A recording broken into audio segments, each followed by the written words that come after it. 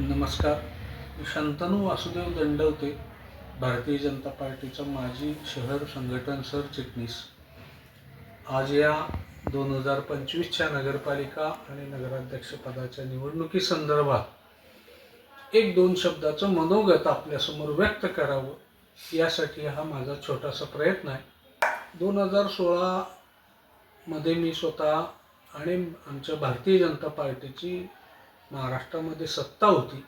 2016 साली झालेल्या नगरपालिकेच्या निवडणुकीमध्ये आमचं म्हणणं असं होतं की भारतीय जनता पक्षाच्या कमळ चिन्हावर नगरपालिकेची निवडणूक लढवावी. पण त्यावेळी आमची परिचारकांबरोबर युती झाली आणि आम्हाला 5 जागावर कमळ चिन्हावर आमचे 5 उमेदवार भारतीय जनता पक्षाचे उमेदवार उभे केले गेले.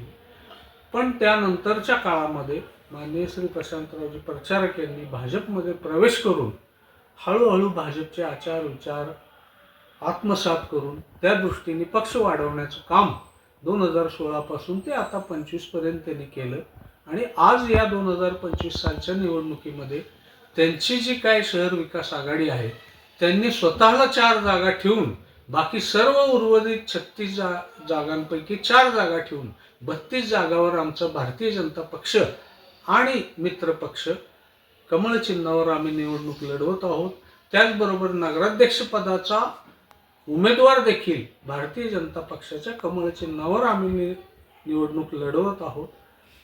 ह्या त्यांच्या पक्ष विस्ताराच्या कार्याला माझ्यासारख्या जुन्या कार्यकर्त्यांनी, इतर आमच्या सर्व आघाड्यांमधील सर्व कार्यकर्त्यांनी त्यांच्या खांद्याला खांदा लावून काम करावं, त्यांना साथ द्यावी, जेणेकरून भारतीय जनता पक्ष हा उद्याच्या निवडणुकीमध्ये नगरपालिकेमध्ये सत्ता येईल, भारतीय जनता पक्षाचा नगराध्यक्ष होईल.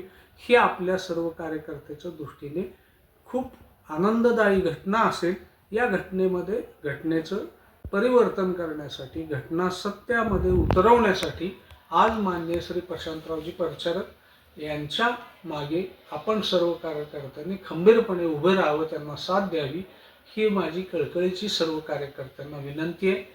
पुन्हा एकदा मी सर्वांना आवाहन करतो की भारतीय जनता पार्टीच्या सर्व उमेदवारांना, नगरसेवक पदाच्या सर्व उमेदवारांना असंख्य बहुमताने निवडून द्या. त्याचबरोबर भारतीय जनता पक्षाच्या कमळ चिन्हावर उभ्या असलेल्या श्यामलताई शिरसटताई यांना बहुसंख्य मताने नगराध्यक्षपदी निवडून द्यावे. सर्व कार्यकर्त्यांनी त्या दृष्टिकोनातून प्रयत्न करावे, अशी मी सर्वांना विनंती करतो. जय हिंद, जय महाराष्ट्र.